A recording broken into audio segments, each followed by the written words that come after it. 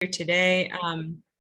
I am located in Portland, Oregon, so I'm probably one of the furthest corners from where most of you are located, but I grew up in New York City forever, yay. And I know a lot of you are from there, and yeah, I'm really excited for this event, and I'll pass it to Kamali.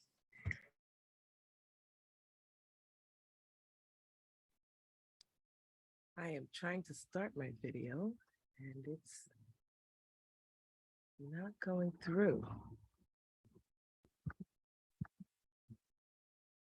Can you see me? Okay, there you are. Hi, everyone. My name is Kamali. I am the Director of Marketing and Communications at LGR. And it's my first year. This would be my first year that I get to experience T-Day with you all. And I'm excited to have been a part of the planning of it and to see all that you will learn. I know it's an exciting time. I can think back to when I was starting college and I didn't have this. So, I was kind of doing my own research and prepping myself. And I think this is a great opportunity. And I do wish you all the best of luck. And I hope you gain much today. And without further ado, I'm going to pass it off to Brian. So Brian, take it away. Sweet. Thank you so much, Joe and LGR friends. Really appreciate y'all taking some time out of your afternoons to join us today to talk a little bit more about time management and self-care in college. I'll start off by introducing myself. My name is Brian Gomez. I use he, him, his pronouns, and I'm an Assistant Director of Admissions and Diversity Initiatives here at the University of Vermont. And Joe mentioned that many of you are going to be heading to school in the fall. Congratulations on finishing the college application and search process. That's something that I hope all of you have taken some time to feel really proud of yourselves for. And hopefully you're feeling kind of excited to start a new chapter of your lives. I myself was the first person in my family to go to college, and I'm also an LGR alum as well from my high school, White Plains High School in White Plains, New York, so right outside of the city. So this program definitely has a very special place in my heart, and I would be remiss if I didn't also mention that I'm also joined today by two amazing current students at UVM who are going to be helping me with our presentation on time management and self-care and giving some of their perspectives and experiences as current students. So I'll turn it over to my friend, Anne Wang. Hi everyone, my name is Anne. I use she, her pronouns, and I'm from South Burlington, Vermont. And I'm a current, rising senior at the University of Vermont in our College of Arts and Sciences. A little bit about me, I'm studying biology with a minor in gender studies, kind of on the pre-med track. I've been involved in our Student Government Association. I really love to ski. And I've also been doing a lot of volunteer work while being here at UVM. And I'll turn it over to Jasper. Hi everyone, my name is Jasper. I use he, him pronouns. I'm originally from Boulder, Colorado. I'm also going to be a senior at University of Vermont, which is a little scary because it's the last year. I'm majoring in English and I'm studying religion as well at the University of Vermont. And then outside of the classroom, I do ski and snowboard club. I do a lot of stuff in the outdoors. And I just like being in Vermont because it's a great place to be. Sweet. Thank you so much, Anne and Jasper. That's our team for today from the UVM side, but know that all the advice and all the information that we're going to talk about today can be hopefully applied to your schedules and your practices as, again, you start to think about transitioning into your institutions of choice in a little over a month, which is, again, really exciting and kind of like, where did the summer go? But the way that we're thinking we're going to spend our afternoon is I have a presentation that I will share my screen right now. And then we'll go through, just want to make sure, can everybody see the presentation? Okay, perfect, sweet. So as you can see, we're going to be talking about time management and self-care while in college. And so the structure for our presentation is that there's 8 different tips guided and provided by the Big Futures webpage of College Board, which is a really great resource that I encourage all of you to kind of check out at some point, whether it's after this session or later in the week or later in the summer, because there's a lot of really great resources on that website. But we'll go through all 8 different recommendations, and one by one, I'll pause and turn it over to our students to give their perspectives on how useful the piece of advice is, and maybe talk about how they've implemented these suggestions to their own routines throughout their experiences. So we'll start with the first one, which is to make a to-do list every single day. This is a practice I know I used all throughout my time at UVM, and I still use right now in my job. But I would love Jasper and Anne to talk a little bit about how useful you think this piece of advice is. Do you currently use this, and how do you stay organized and manage your schoolwork? Yeah, I can get us started on this one. I think this is a really great piece of advice, something that I really like to use that maybe seems a little bit less intimidating than like sitting down and writing a to-do list every day, is having like a really nice planner. And so I've lived by my planner all of my years of college, and it's really nice that whenever I'm in my classes, I just pull my planner out, and if a professor says, okay, you have an exam on this day, you have a homework assignment due this day, I'll just write it in my planner. So then it kind of just like builds as it goes. And then also to my planner, I can add little things like schedule your doctor's appointment, or, you know, go grocery shopping, make your grocery list, things like that. And then it's really satisfying to like just like strike through them and check them off. I'm a very like, I like physical planner, but a lot of my friends also just do like their Google calendars and things like that they really like. So yes, this is definitely something that I've also really implemented throughout my time here at college. It's honestly saved me a lot of stress with like exams and stuff. I like to highlight in like bright red or like green if I have like a big project coming up, so then I can see it a few weeks in advance just to like know it's coming up.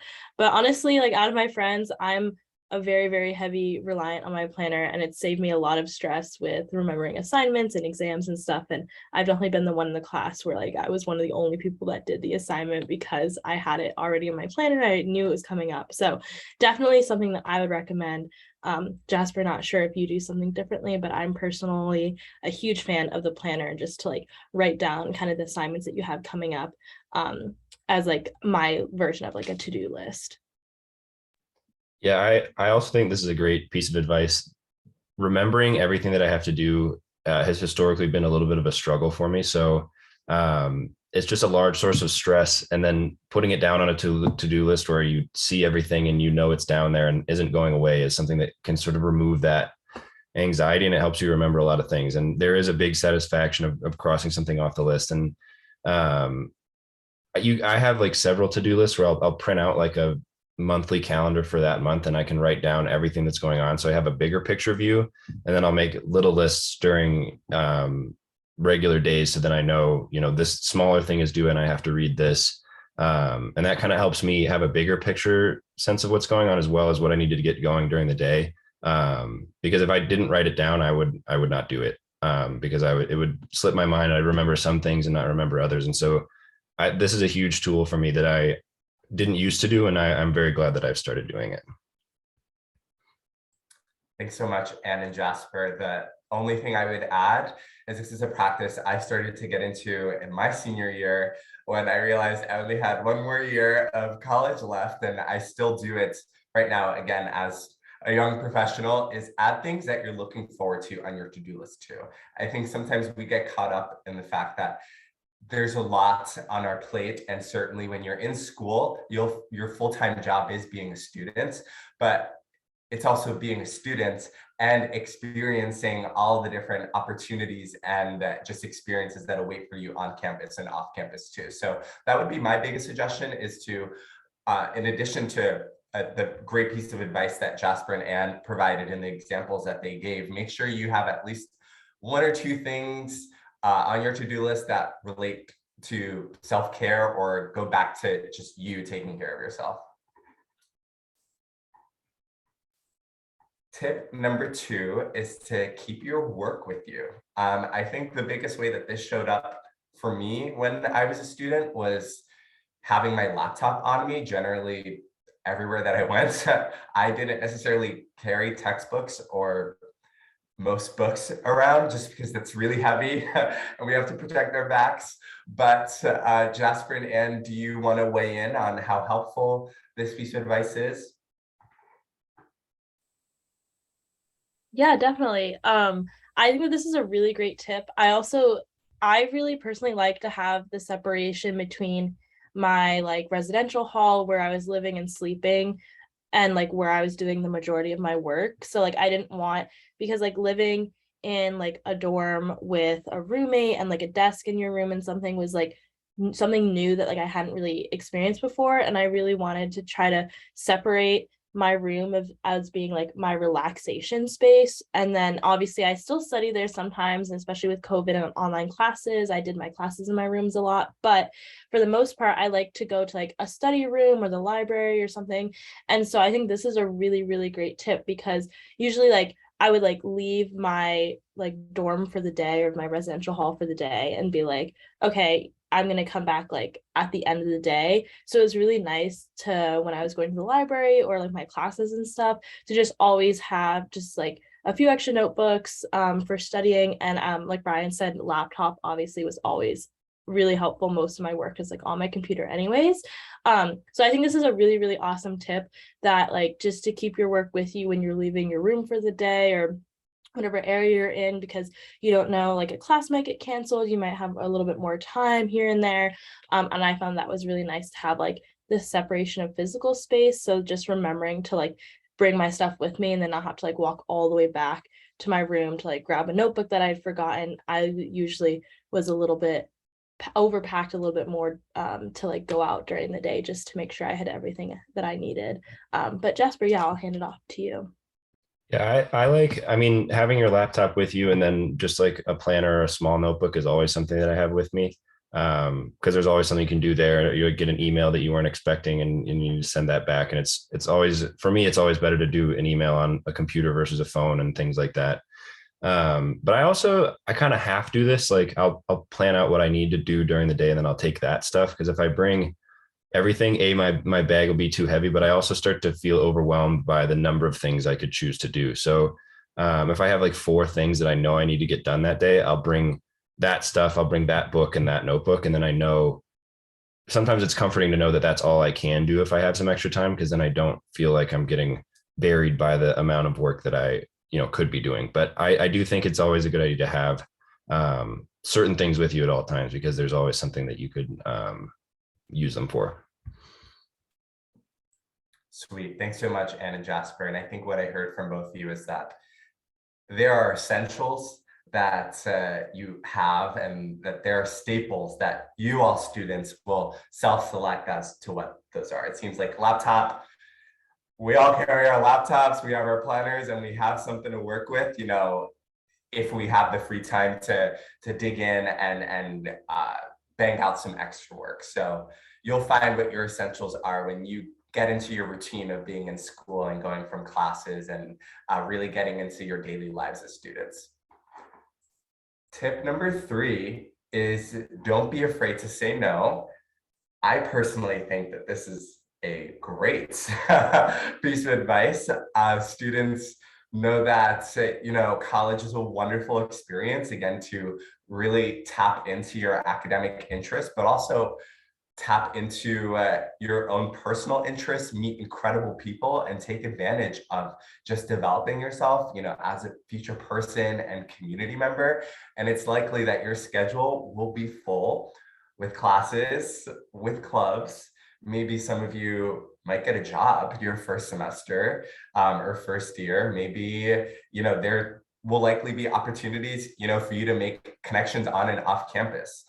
And I think something that's really hard to realize at a young age is that it's okay to say no and realize when you're at your capacity and communicate that.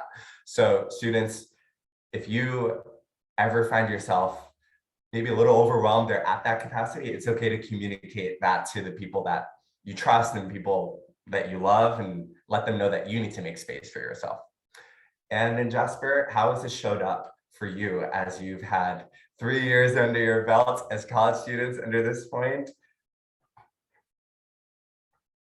Yeah, I can start on that. I think something that I've learned in college is that there's always something going on. That's going to be true regardless of where you are. And so, if you have 30 pages to read or whatever, there's always something else you could be doing. And um, sometimes it's hard to realize how to prioritize those certain things. And so realizing that you can't do everything on campus and you can't do everything that you're going to want is okay. And sometimes it's uncomfortable, but knowing that there are certain things you have to make space for yourself, whether that be doing some schoolwork or just, taking some time for yourself and cooking a meal or something like that. And understanding that you're not going to be able to be everywhere at once, but realizing what things you do need to prioritize for yourself. So I think this is a good thing to kind of keep in the back of your mind as you're approaching a lot of new situations. Yeah, I completely agree with Jasper. I think especially like that last sentence that he said, when you're coming and you're experiencing like new situations, I think like the transition into college is already a really big step. And so coming from like high school, I was very much of an overachiever. I didn't ever say no. I always stretched myself as thin as possible. And, it was a little bit easier to do in high school because my parents would cook me dinner and I'd kind of have a little bit more security. But living on my own and, navigating, making new friends and kind of establishing community and things like that, specifically within your first year, really take that time to like get comfortable with the classes, with your schedule, with meeting new people. And that can be in saying no to doing a million things. I know like when I first came to campus, I wanted to be involved with like every single club because they all seem so cool. And then I realized, okay, I just need to prioritize like 2 or 3 clubs that I find a lot of joy in. And I think just being okay with saying no to doing extra work and things like that, it can sometimes feel like a weird transition and maybe feel like you're slacking in a way, but I think that it's like honestly a really huge help to you just in your growth throughout your time in college. So definitely a really, really great tip and something that I wish that I had implemented sooner in my college career. Something I can tell you as a graduate is that setting boundaries is not an easy thing to do. And there are many adults who are still learning how to do that. So it is totally fine if you're still transitioning and still finding out how to do that in your first, second, third, fourth year. I think that's a lifelong lesson that we're all learning how to do for ourselves. Tip number 4 is to find your productive time. So essentially, are you a morning person?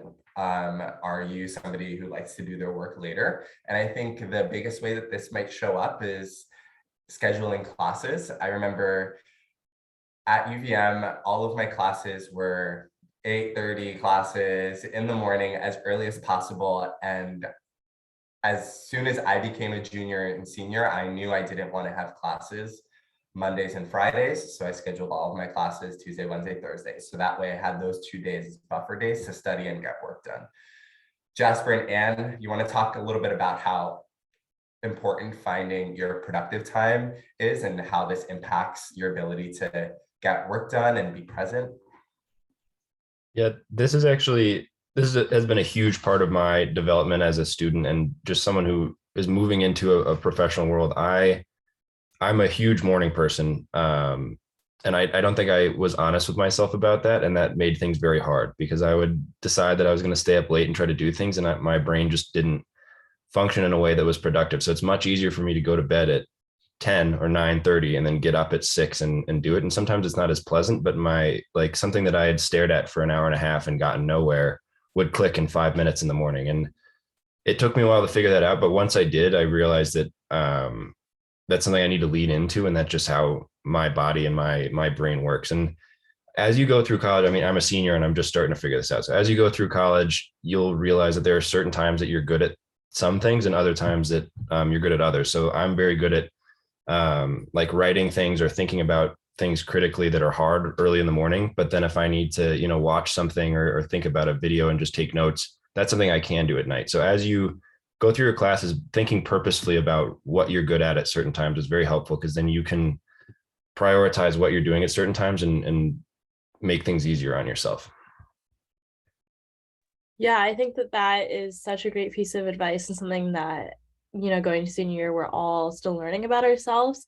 And I think something also that's new, since you're like, a lot of the times you'll be like living with the people that you're doing your schoolwork with, you really get to see a lot of other people's habits. And something that I found myself doing a lot, especially my first year, was like comparing myself to other people around me with like when my productive time was versus when theirs was. So like with Jasper, where he can wake up at 6 a.m. and be really productive, like I personally just can't do that. I'm a night person. I can stay up till 2 a.m. and like bang out my work, but I can't fall asleep early and wake up early. And my roommate, my first year, was a morning person and was always really productive in the morning. And so I'd wake up at like 9 o'clock and she had already been up for like 3 hours and like done all of her homework for the day. And like I felt so behind already. And so I think just recognizing that like every person's different, because she'd go to bed and then I would be up for a few more hours and get all my work done. So just knowing that everyone's different and that your productive time will be different based on like who you are, and also just like what year you are in college and what you figured out works best for you, I think is really important, just to remember that like we're all different. And even if you're living with a roommate who has different styles than you, that just to listen to yourself and listen to what works best for you. Because I remember I would try to force myself to wake up with her and like be productive with her and get breakfast with her and like, and I just couldn't do it. I was tired for the rest of the day and it just wasn't productive for me. And so just figuring what works best for you, and to find other people with the similar habits, if you want some camaraderie with it, I think is something that I've kind of really had to learn coming into my senior year. I like that we have great representation of different productivity styles here. Very intentional. We'll move on to our next tip, which is budgeting your time. So I think the biggest way that this shows up, we've talked about making to-do lists. We've talked about, finding your productive time. We've talked about listening to yourself and understanding what boundaries are important to set, and when you're at your capacity. And budgeting your time really shows up in thinking a lot about how much time you want to spend to certain tasks. In college, you will probably spend less time in class than you were in high school, whereas maybe you had a 8 to 3, 7 to 2:30 kind of schedule. In college, you may only have one 50-minute class that day and then have the rest of the day free. However, you have more work to do to prepare in advance for your classes. So that's where budgeting your time comes into play.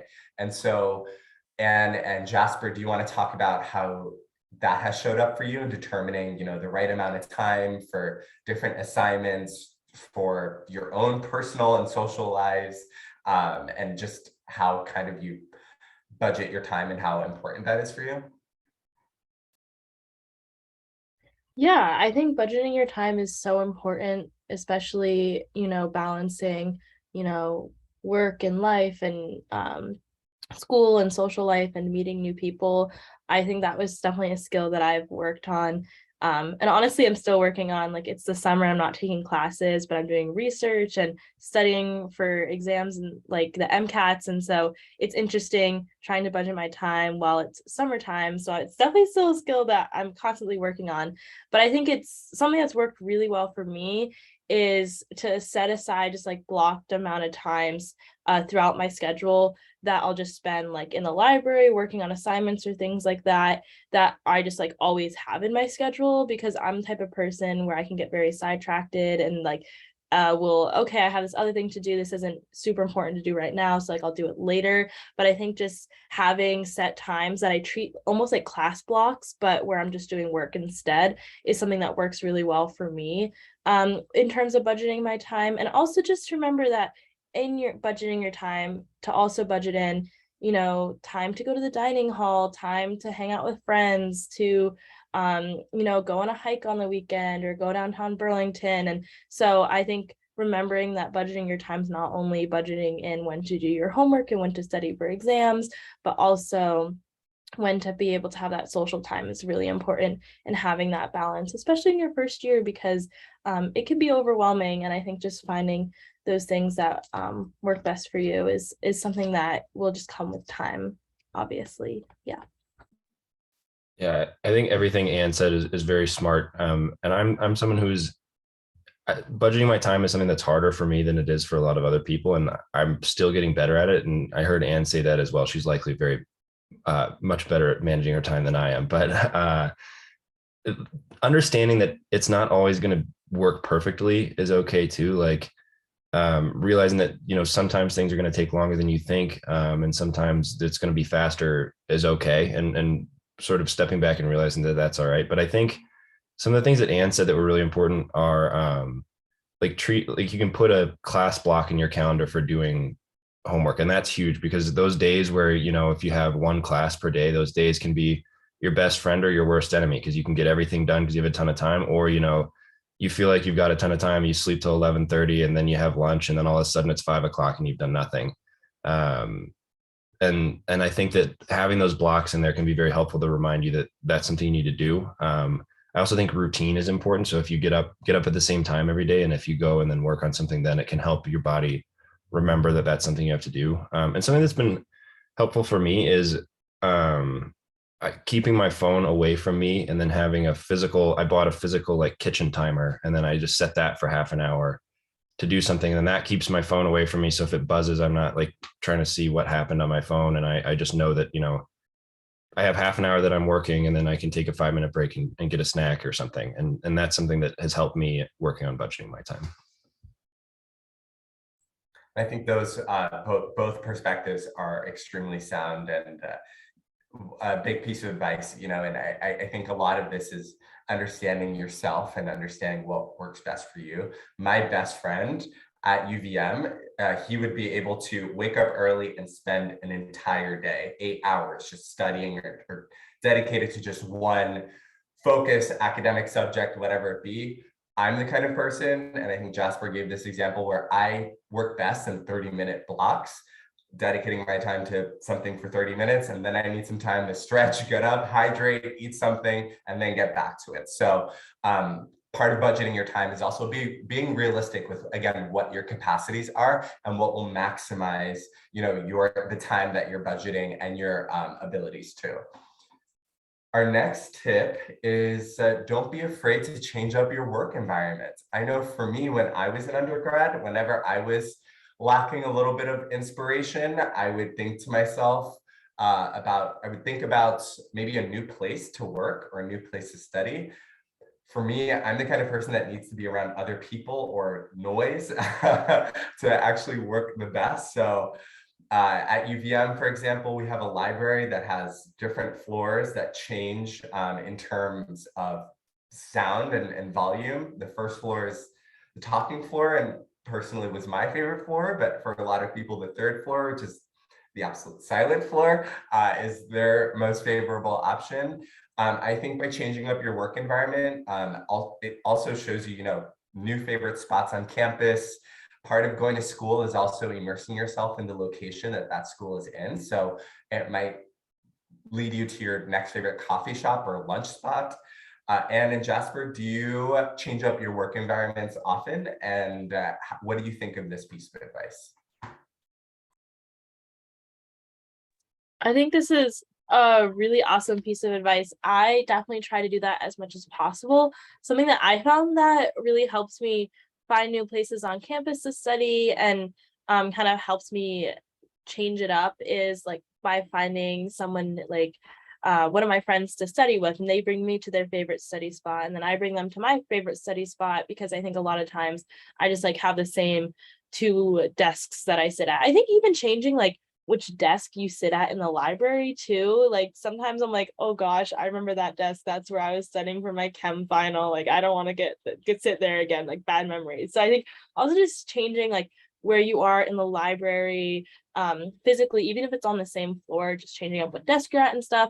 And I'm a huge proponent of coffee shop work. I love going to a coffee shop and just sitting there, getting a tea and just like working and seeing the other people work and stuff. I love to people watch too, so like that helps. So yeah, definitely also just getting into the downtown Burlington area, like whatever college you end up at, like the college town, like coffee shop area, I think is also a really fun place to study as well. Yeah, I'm always on a quest to find different places. Like I look around campus for different corners that are fun places to study with like a good view or something interesting like that. But opposite Brian and Ann, I can't do coffee shops and I can't do the first floor of the library. I have to go third floor totally solo. Otherwise I get nothing done.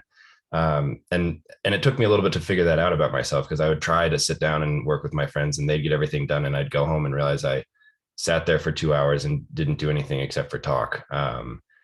And it took, I learned the hard way, but eventually I realized I just need to go up to the third floor and take care of business. But, and that sort of goes back to the saying no tip as well, because a lot of people say, you know, hey, we're all studying for this test together. You want to go do that? And for some people that works great. For me, it does not work at all. So if I go and try to pretend to study with them, I'm not going to learn anything. And so that's a situation where saying no is the best decision for me. Absolutely. Thank you, Jasper and Ann. And our next tip, as we kind of round out this presentation, join at least one club or organization. Students, please, we're going to make a mental promise to each other. You will join at least one club or organization in your first semester in school. This is so important because part of being a student is, again, also pursuing the things that you're personally interested in, the things that engage you in different ways and engage you outside of the classroom, and the things that metaphorically feed your soul, you know. And for a lot of students, this shows up in the clubs and organizations that they join. So join a club or organization. Jasper and Ann, both of you talked about some clubs and orgs that you've been involved in your introductions. How impactful do you think they've been to your experience as college students?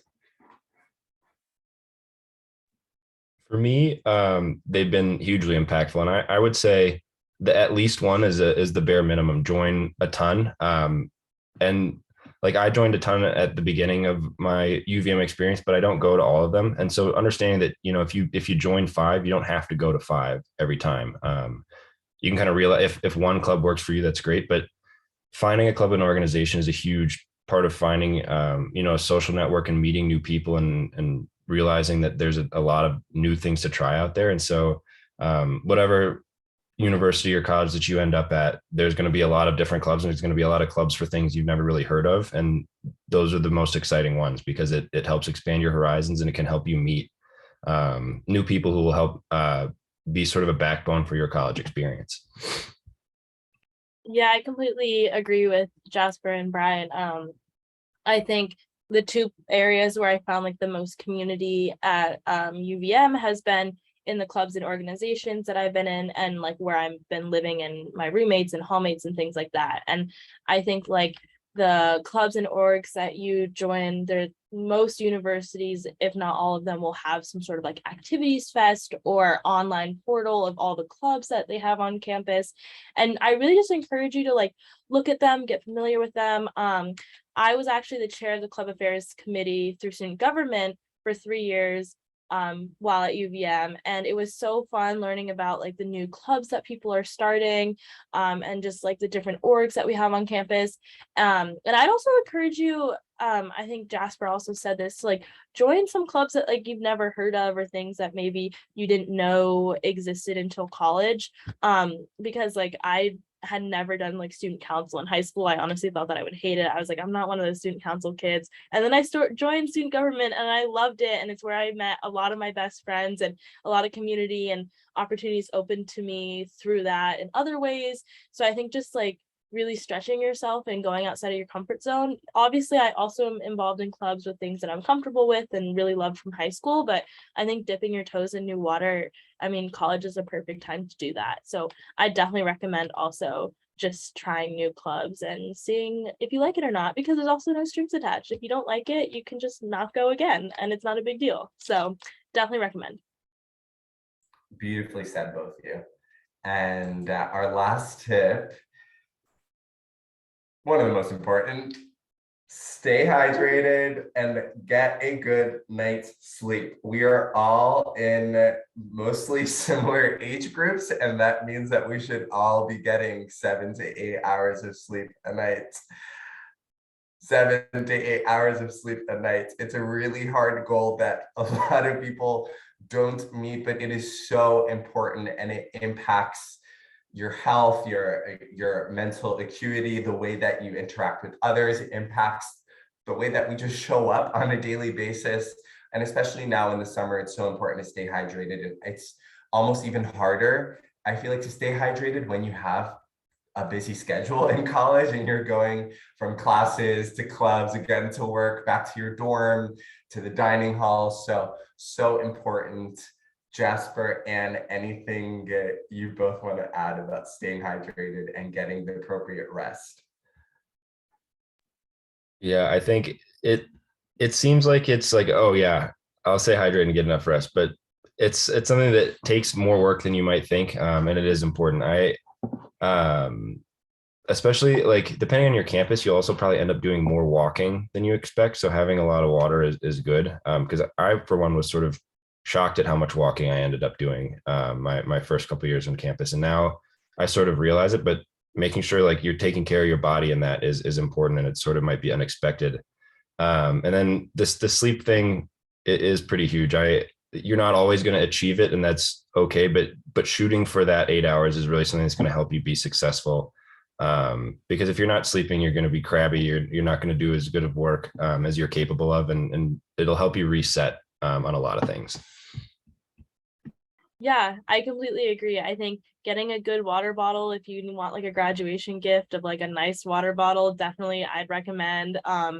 And just carrying that with you wherever you go.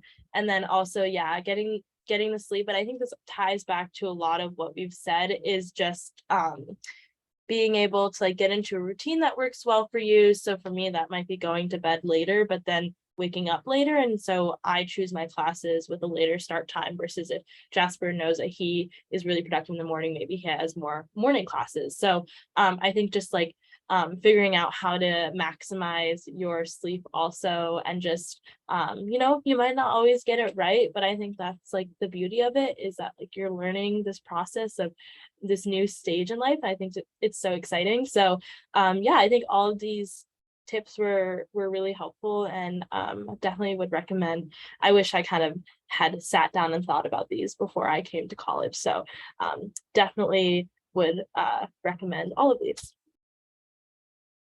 Sweet. So at this point, that was the last tip that we had. So we just wanted to thank y'all so much for the time and attention that y'all gave us this afternoon. Again, a few of these tips were inspired by that Big Futures webpage on the College Board website, which is, again, a really great resource that we'd love to direct you to at a later time. But I am going to stop sharing my screen. And if anybody has any quick questions that we might be able to answer, we can totally pull those right now. And yeah, thank you so much. And so I guess, Jasper and Anna, I see one question over here. Do you think, is there anything that you want to add, either of you, about kind of developing that sense of self-discipline that it seems like is integrated in a lot of the tips that we covered? Yeah, I think that something that I had to learn to have self-discipline and to be able to kind of hold myself accountable was just like kind of checking in with myself and focusing on like prioritizing myself first, and kind of just like putting like I almost had like a lot of imposter syndrome in college, and feeling like, oh, I don't deserve to be here, like there are a lot more like smarter people here. And then it kind of just made me lose some self-discipline, because I'm like, if I'm not doing that well, like I'm just not gonna hold myself accountable and things like that. So I think just like going back to myself and making sure that like I understood my own value, and like reaffirmed why I was there, and like why I was taking that course, and why I was a valuable component to like the group project that we're doing or something like that. I think that really helped me keep my self-discipline, and help me be more confident with, feeling like me disciplining myself was like benefiting someone or something. And so I definitely think that that's also just a skill that you're going to learn as you go through college and as you learn more about yourself and as you become more independent. But I think just something that I think is that's essential for self-discipline is definitely just like checking in with yourself and having confidence with yourself to know to have that. I agree with what Anne said, and I think it's important to know that self-discipline, the essentials of self-discipline, is going to be different for everybody else. So one thing that I would say is important for everyone is to be patient and honest with yourself, because you know, knowing that you do work in a certain way, or knowing that this is something that's important to you and being honest about that might look different from the person who's sitting next to you in class. And being honest with yourself that that's okay and that's how you work is really important for then making progress on yourself. And be patient with yourself. A lot of these tips, they're very simple and they're boiled down, but they're hard. And realize that it's not going to be perfect every time, and realizing that you're going to make mistakes and that's okay is huge, because being forgiving and patient with yourself is one of the most important things I think you can do in life and in college as well. Absolutely. Agreed with both you, Anne and Jasper. And the only thing I would add to maybe synthesize both of your perspectives is that progress isn't linear. You know, it is okay to have dips. It is okay to pull an all-nighter, because I think, I mean, Jasper and Anne, both of you are way better students than I was at UVM, but I know I had a few all-nighters that were due to, you know, dips in self-discipline, but then, you know, you get back to your routine and understanding that habits take a while to form. They take around 8 to 12 weeks to form, you know, so you will need to give yourself some time and grace and compassion, you know, to adapt to this new, really exciting chapter of your life that, again, you don't have to master at your first semester. There's a reason why that college experience is 4 years. You know, think of your timeline as that full 4 years and not that first week on campus. There were some other questions that were submitted a little earlier, and Jasper, you wanted to answer a few more. Great. Let's see what we have here. Do y'all want to talk about how you both stay inspired and maybe fight off procrastination?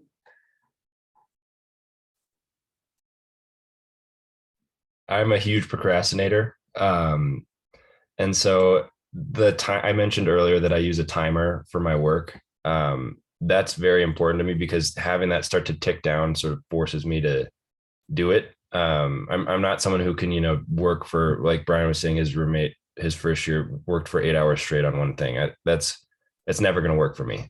So setting a timer and just starting is always the hardest part for me, but that's also the most important part. And on the staying inspired part, that's sometimes difficult. Sometimes you're not going to be inspired. Sometimes you're going to be frustrated with what you're learning, and that's okay. I think that's a time when it's good to take a step back and do something that you love. You know, if you play an instrument, play the guitar for a little while. If you want to just go talk with a friend and get a cup of coffee, do that. And then more often than not, when you go back down and sit down at your desk or do whatever you're doing, you're going to feel refreshed, and maybe you're not feeling super inspired about everything, but you're going to have a reset, and it's going to help you keep an open mind and work on that productivity.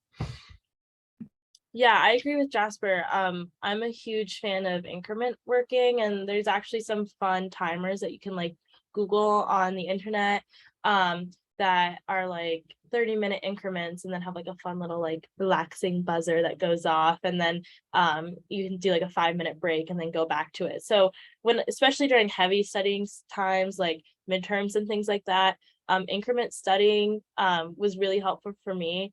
And then also in terms of like staying inspired, something that I've really tried to do throughout college is find one class a semester that's a little bit more for fun, or a little bit not as rigorous, or just something that I'm more looking forward to. So like I took like rock climbing this past semester, and that was really fun. So just to find like those small pieces of joy throughout your day, whether like Jasper said, that's a hobby of like playing the guitar or, you know, hanging out with friends or taking a little bit of like a break class so that, you know, you're in the middle of studying for chemistry and then you can do your homework for another class that maybe you're having a little bit more fun in. So I think just finding those moments of joy to look forward to is something that has definitely kept my productivity up and just kept me wanting to, you know, keep going in college and stay inspired. And yeah.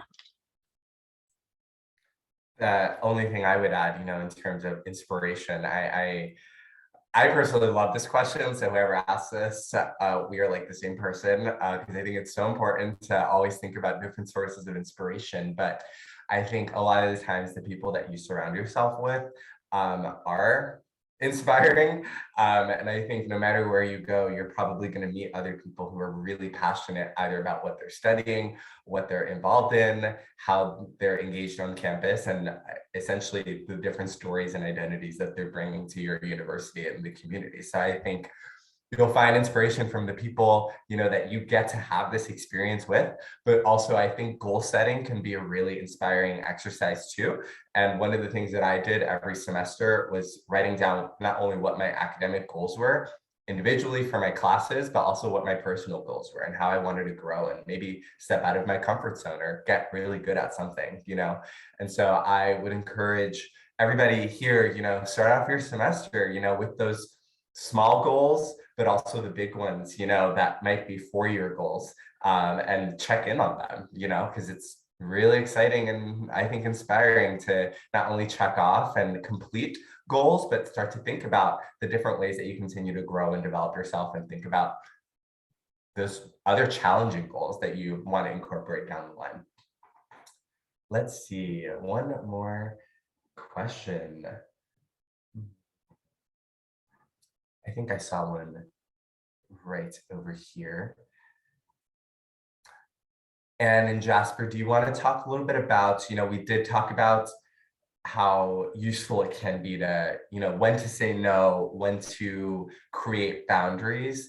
Can you talk a little bit about, you know, have you ever felt maybe left out when you've had to say no to prioritize maybe your academics at the expense of, you know, maybe spending time with your friends, you know, again, exploring an event or downtown location, campus?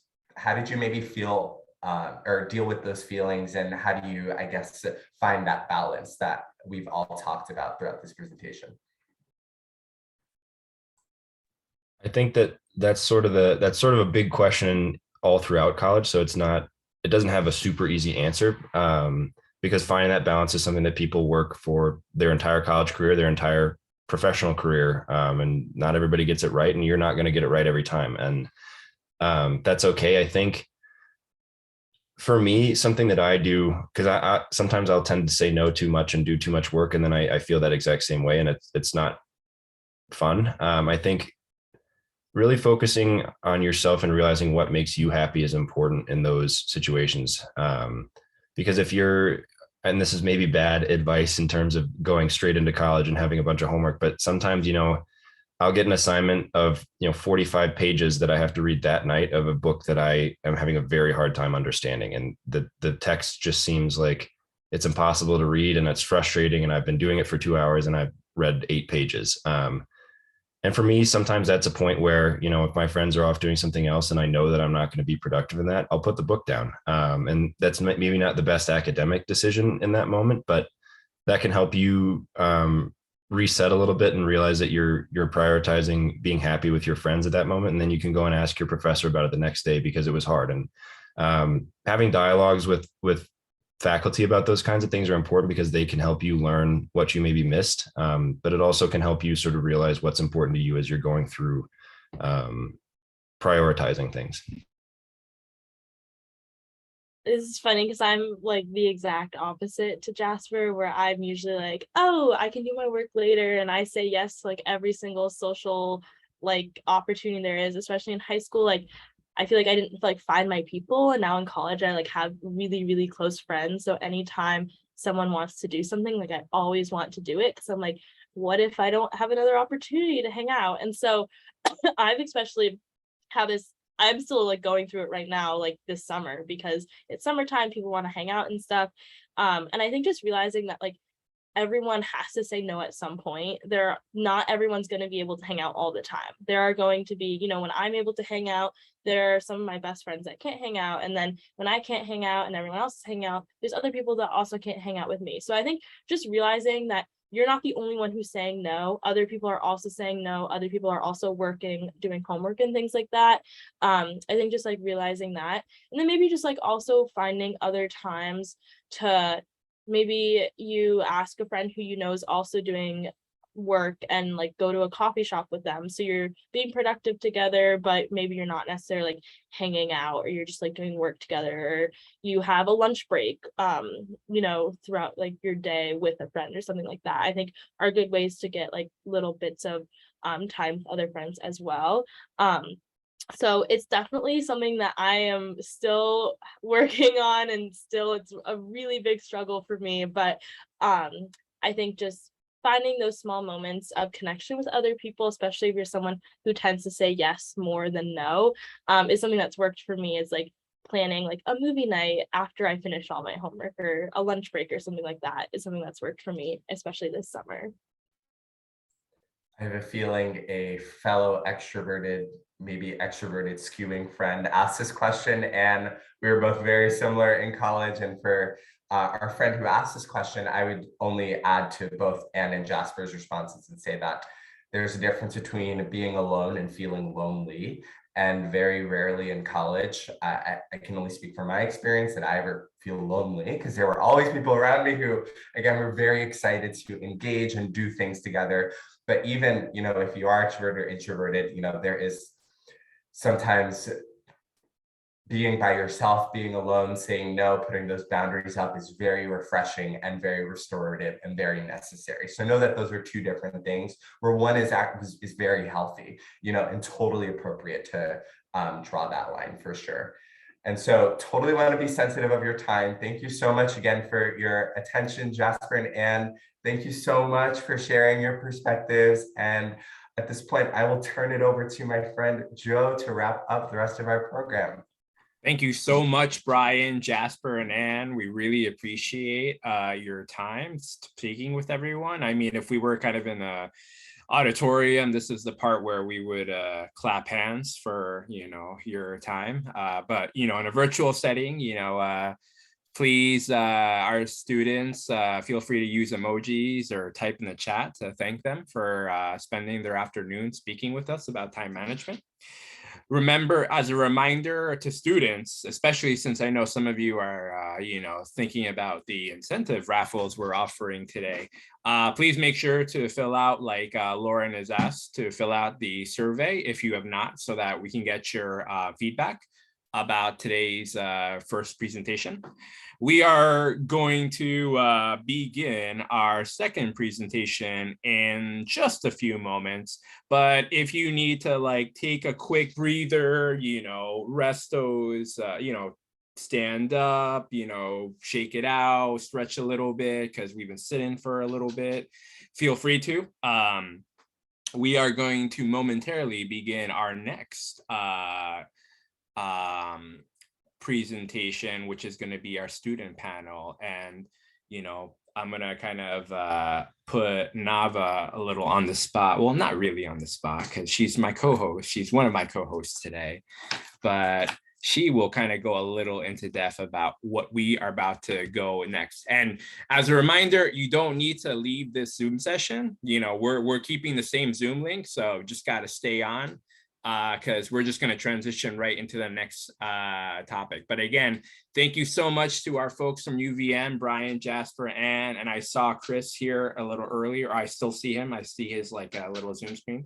Thank you all for really being here for our students today. So thank you all. Have a great day. All right. So Nava, Yeah. fellow co-host, do you want to go into a Co-host. little bit about what our next session, our final session, is going to cover?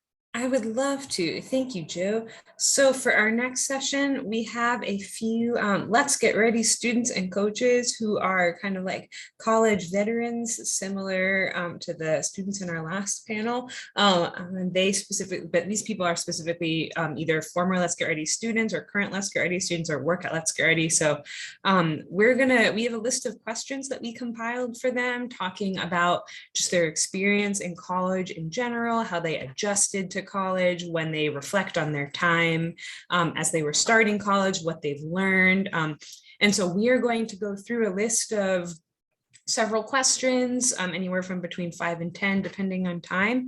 And we are also going to make time at the end for all of you all students to put questions in the chat to ask as well. So you can put questions in the chat as you go and we'll keep track of them and ask them at the end, or you can just wait till the end and then put them in the chat.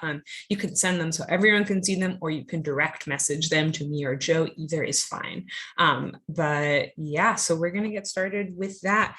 Now, do you think now's a good moment, Joe? I think Wait so. a minute or two. Cool. All right, so the way we are going to start, just because so you can meet all three of the people that are here, is I would love for all of you to, the panelists, to introduce yourself with maybe your name, your pronouns, where you go to college, and how you're connected to Let's Get Ready.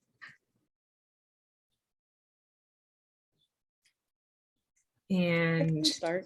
oh, thanks. Perfect. Absolutely. So my name is Deja Woolery. Nice to meet everyone. My pronouns are she, they, as it hopefully says somewhere on the screen. And I just graduated from Fordham and I'm headed to do my master's in Scotland. So I'm going to be headed across the pond and kind of re-experiencing being a new student. But right now I'm a core coach with Let's Get Ready and I'm really happy to answer any questions.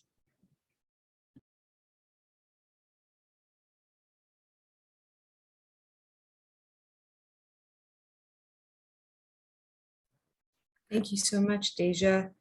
Dean, if you're there, I'm not sure if you got up to stretch your legs or not, but if you are there, it would be awesome if you could introduce yourself next, please. Hi guys, my name is Dean. I just completed my first semester, my first grad semester at Florida State College. My pronouns is he, him. I've been involved with Let's Get Ready since high school, so like I was a student with Let's Get Ready in the past, so I already know what that experience is like. And currently, I am a virtual success coach, which I help the college navigate through their first 2 years of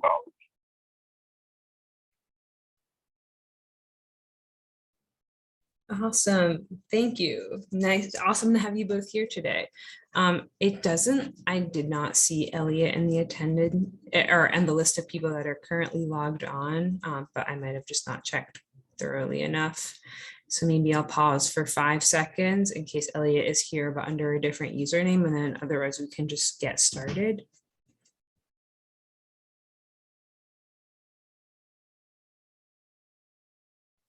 All right, cool. So let's jump right in.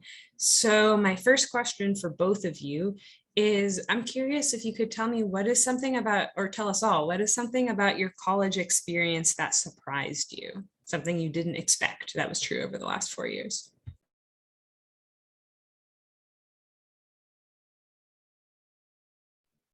For me, there were a few things for sure.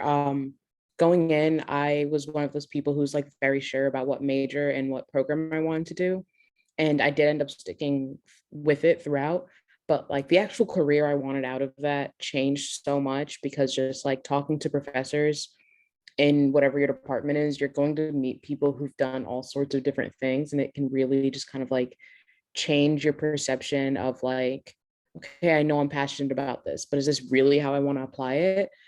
So for me, that was really surprising because going in so sure about my major, I thought nothing else would change either, but that definitely was a big shift. And I think also just how college, like it has so much free time compared to high school, but also requires so much more time management. Like it's definitely a give and take.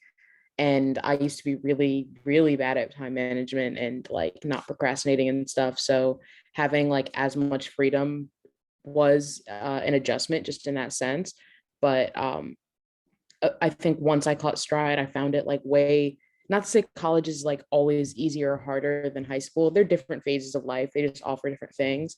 But once I caught my stride with the academic portion, I found that like that simple part was able to go way smoother than high school did. No more 8 a.m. wake ups either.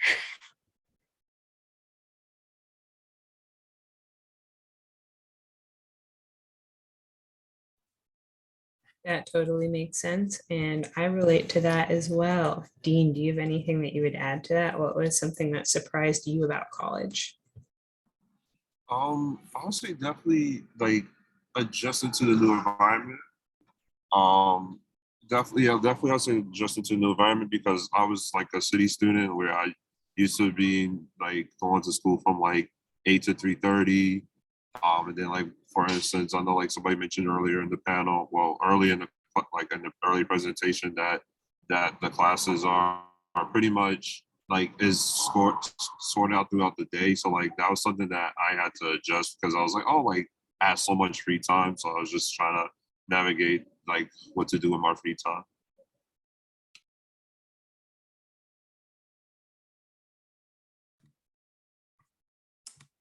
Awesome. Thank you, Dean, and thank you, Deja. The next question we had on our agenda was we're really interested in hearing about like who was like, was there one person who was like really important as a support on campus for you who wasn't a student?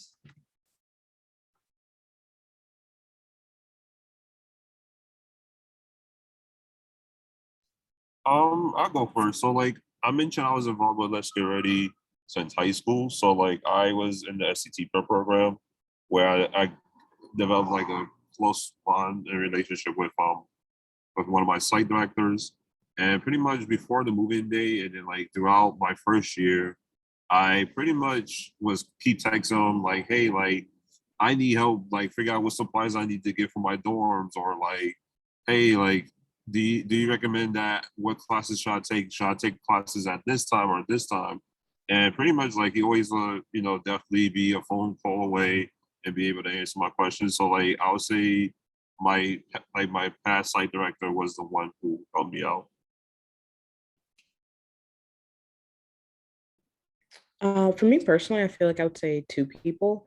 One was Fordham's campus ministers because they're a Jesuit school, but really just having like a person on campus that I felt really familiar with. I worked with them in a work study program in freshman year, and then just kind of kept in touch and visited the office on campus and tried to help out with events throughout. And I think kind of maintaining that relationship through all 4 years was really helpful because then it just kind of constantly gave me somebody on campus that I could ask basic questions to, or just kind of like work through confusing patches or figuring out different, paths I may want to go on for courses, or should this be a double major? Should this be a minor? It gave me somebody that I really trusted and that like I had a consistently cultivated relationship with. And besides that, just my advisor, just like, just going to somebody and being like, here's what I have. What am I doing with it? Where am I going? Was always really helpful. So I think those two people were really important to me. Nice. That's awesome. Thank you both for sharing. And it really sounds like all three of those people came from super different corners of the college universe, which I hope the takeaway for students is like you never know who those people will be and where you will find them. So like don't feel like you only have to look in one place, just kind of keeping an open eyes and seeing like who's going to be the person who connects, who's going to be the person who shows you that they care. My next question is kind of imagining if you could time travel all the way back to the you of like 4 years ago or 5 years ago when you were at the position that all of our Let's Get Ready students are in right now, where you were like a month away from starting college. If you could tell that version of you something about college, some advice, what advice would you give them? What's something you wish that you could go back and tell them? I can answer this one. Like I said, I'm going for my master's in the fall, so I'm kind of mentally going through that question. And the biggest thing I'm trying to remind myself of now as I start over is just it's not as scary as it seems, especially on the front of just like making friends, because it can feel so intimidating compared to like, high school or like just K-12 before that, where it's like, I'm going to be in a room with these people from like 9 to like 3 p.m., 5 days a week. Just logically, I'm going to make friends, where it's like, oh, I don't know, I'm going to go to class and leave. But everyone is so open to making new friendships, making new connections, meeting new people, hearing about experiences they've never had, that it just really takes all the pressure off and a lot of the fear off. So I know it's easier said than done because I'm trying to say it to myself as I prepare, but trust me, it won't be as scary as it seems. And like, there'll always be people around to support. Definitely for me is definitely make sure like to be more involved. Like I feel like when I first started, I was just like, oh, let me just stay in my room. Nobody wants to be bothered by me. So definitely I say, don't be afraid to go to like the events on campus, or like if you live in the dorms, go to the RA programs. Because like there's always somebody looking for a new friend to make. So definitely I'll say, don't be afraid to be involved. Yeah, I think one thing, and I'm curious to hear students in attendance, feel free to type in the chat if you are kind of, it's okay to be honest. If you're feeling a little bit nervous about like making new friends when you leave off for college this fall. Because our next question actually, goes into a little bit of what you started talking about, Deja. We're really curious to hear about, what has been like one of your favorite ways to meet new people on campus? I can start since I kind of started going in that direction. For me, one of my favorite ways was the film club. I was a film major, and like freshman year, I had to do a lot of prerequisite courses, but just going to that club let me still just kind of like experience how passionate I was about it. And the good thing about going to any sort of like student clubs and organizations is you already have something to talk about. You're all there because of a shared passion, a shared joy, a shared interest, or even just because there was an event that day and they said free food. Like, you're all there for the same reason, and so you always have something to spark a conversation with. I tend to get really nervous, so being able to just start with like, what's a movie you saw recently, or like, what have you been watching on TV, was really helpful to me. So I think that for me, school clubs were the main one. Going back to like what Deja was saying, like find the people that share the same interests. Definitely join the organization that relates to your major, or like, don't be afraid to talk to your classmates that's within like your core classes. Because like for instance, like I'll use me for example, like I was in automotive, and pretty much with the classes, like I was in the classes with the same people like throughout my 3 years. And pretty much I got to know everyone because it was like we was in the same major. But then outside of that, like when I was involved in like the automotive club, there was other people that had the same interest of cars but had different majors. So definitely, look into like I said, join the club that's relates to your similar interests, because you will find someone there.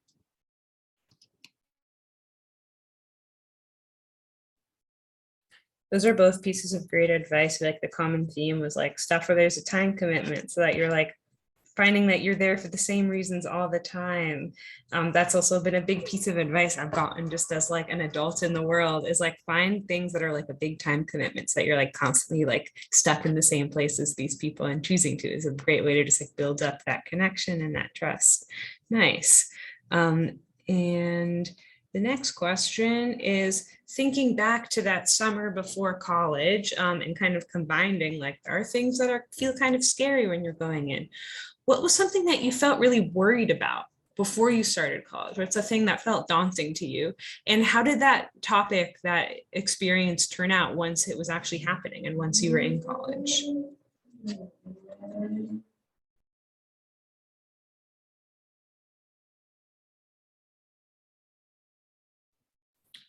My biggest like concern just like getting there was like the financial aspect, which I know a lot of people experience as well.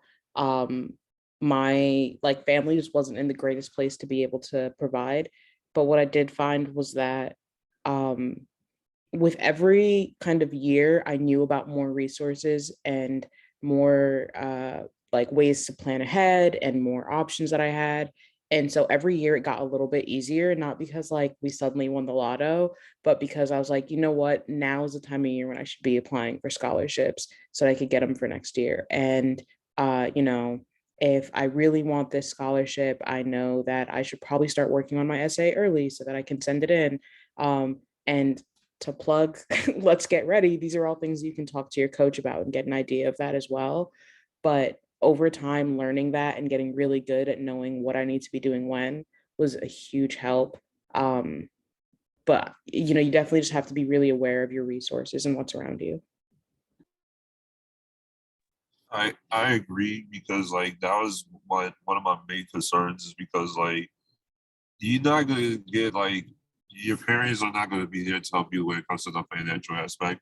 I mean, maybe you'd be fortunate though, but like for me, like I know when I was checking my financial aid package, financial aid hasn't done like anything because there is some requirements that they need or like some paperwork that I like that they required that I did not know. So like definitely, you know, keep in contact with financial aid to make sure that you're intact with the paperwork that you need because when the bill comes, you know, they could just be like, okay, like the bill is here, you're like obligated to pay for it, and that's it. And then it's just like, oh, like we try to email you about the paperwork that's required. So definitely, you know, I would say, you know, definitely stay on top of it when it comes to the financial aid and like the paperwork that's required. Yeah, that's something that's super crucial. So for all of you that are present here, just making it's, you know, it's really important to make sure that, hey, is everything in order for you to officially begin classes? Like, are your bills taken care of? Is your paperwork in order? Is there anything your university needs from you? And remember, if you have any questions about this, if you're not really sure, or if you think you're all set, but you're now having a little like, you're kind of wondering, you know, never hesitate to reach out to us. Like we are here, whether it's core or whether it's core plus, you know, we're still with you until you officially you know, head off to college. So, you know, never hesitate to reach out for any questions, any support as you kind of navigate the enrollment process. If you've already kind of taken care of everything and you're like a-okay, that's awesome. But you know, just remember like, hey, if you do have any questions, never hesitate to reach out. But the next question I have is, what's like one way that you've grown or that you've changed throughout your time in college?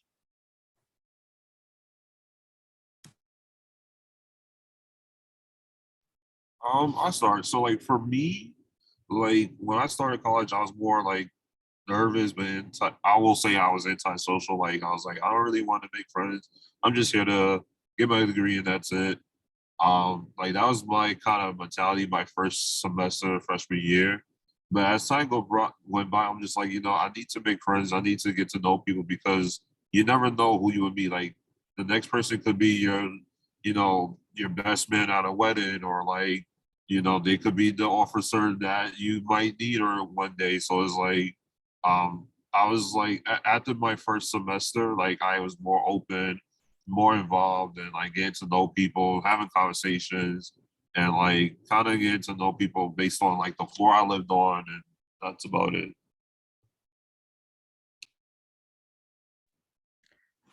I think for me, one of the main changes was just learning to be a better self advocate. Because college kind of creates a situation where like this one institution has a lot of resources for you, but you always have to choose to go get them. Like there are going to be like counseling services and career services, and even just professors who would be happy to share more information with you. But it's not as though it's kind of a structured, you know, on this day, come and get your resume fixed. It's no, like I need to go and say, like, my resume is not working. Here's what I think isn't great. How can I make it better? Um, so just like being a good self advocate, knowing what I want, and then just like having the initiative to say, okay, even if I don't automatically know how to get that, who can I talk to? What resources might be available to me? Is this something I can get now? Do I need a process to get there?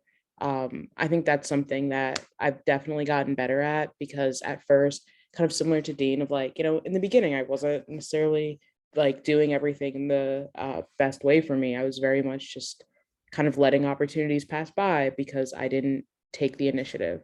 And that's really not where I am now, which is great.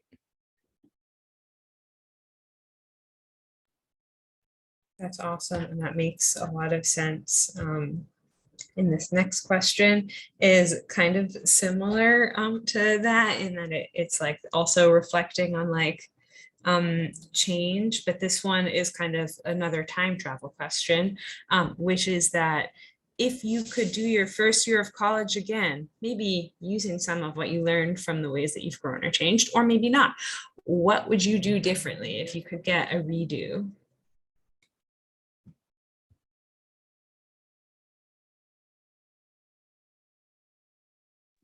It's a little related. I would have gone to all of those services sooner. I would have gone to career services and had them help me with my resume. And I would have like emailed professors and let them know, hey, I'm looking for internships in this field, because things got so much better once I started doing that. I can't imagine like where I would be now if from day one I took advantage of that. It would have been so amazing. I agree with Deja because I feel like for me is like also find the like the student support services. So like for instance, when you go to college, you might find a trio or a C step or like a program for first generation students. So like I learned that existed like my junior year. And pretty much like there's a lot of benefits when it came to the program, which I wish I would have done like way before like my freshman year. So like definitely I would say, definitely take advantage of the resources that surround on campus. And that's about it.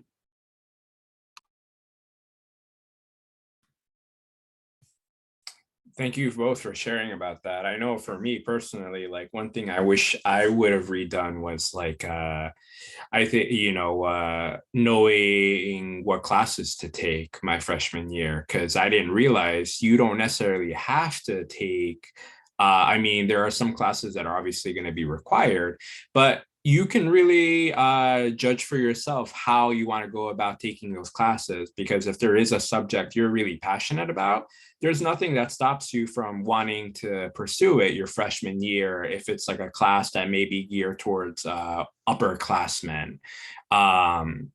So, if that's something, that's something to think about. Like what classes are you planning to take this coming semester? Because you may not necessarily need to follow the same structure you've done with like a math class, a science class, a social studies class, a literature class, etc. If you're someone that's like really big into STEM, like you could take all science class. If you're really big into humanities, they can all be humanities classes. But my next question for you two is like, what's been like one of, and it's kind of funny to think because obviously, in some ways we all like have had to pay for college, but what's been one of your favorite free resources to use on campus?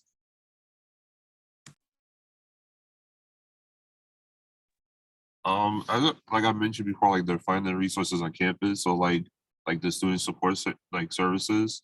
Like for instance, with me, I joined C-Step junior year. And one of the benefits was like you get a stipend to pay for your textbooks. Textbooks are very expensive.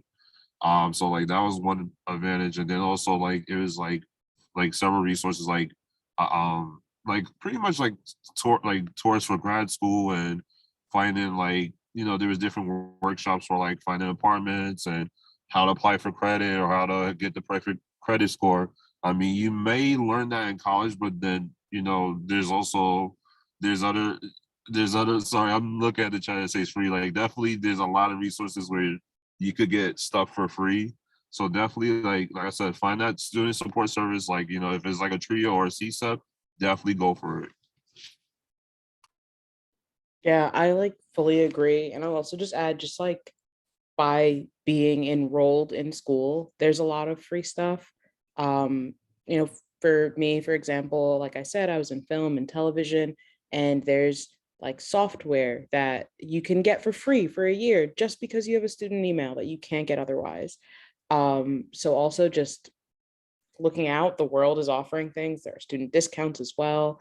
And as far as like on-campus resources, um, I've mentioned it a couple times now, but it really was super helpful to me, especially towards the end, just using career services.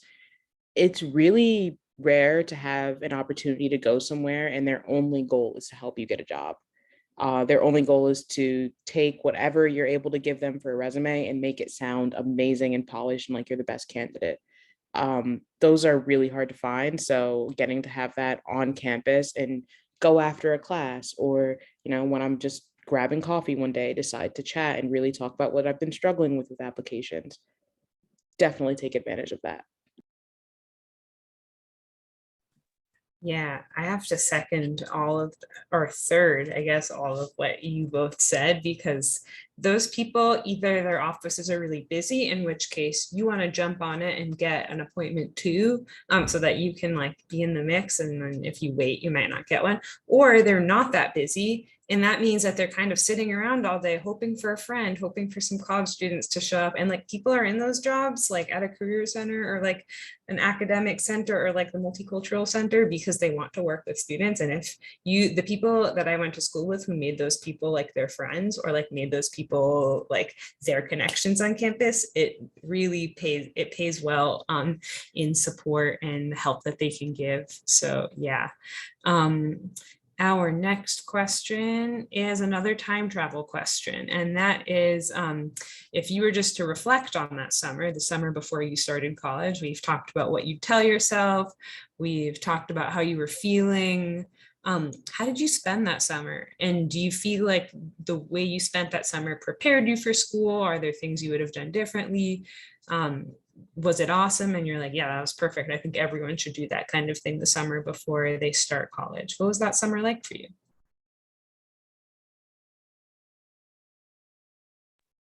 I had a full-time job that was like pretty much on the same hours as school because I was doing like childcare. So through the summer, I pretty much had like a school schedule, but that also meant I always had my weekends free and my kind of late afternoons and evenings free to hang out with friends. And it's a really special time to me because a lot of your friends might be going in different directions. Some of you may be even going in the same place, but you know, with different goals. And it's a really special time of just like pure possibility. And I also was getting to know, you know, people who were going to Fordham. I think somebody had mentioned it in the chat earlier, like meeting people at school with similar interests through social media. So it was also kind of building my excitement for going in the fall. It is bittersweet at the end of the summer when, you know, friends start to go in different areas and you have to say your temporary goodbyes, but spending a summer where you really get to enjoy time together really helps.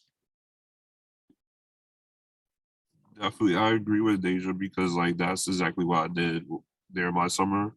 Is like I spent as much time as I could with my friends from high school, or you could say people I graduated with as well. Because as she mentioned, like you know, people go in different directions. So it's like when school starts and stuff, everyone could kind of have a busy schedule. Sorry for the noise background, but like they have a busy schedule, and like pretty much you know it's gonna be kind of tough to make time for everyone. So that's really like when it came to the summer, I made as much time and memories with my friends.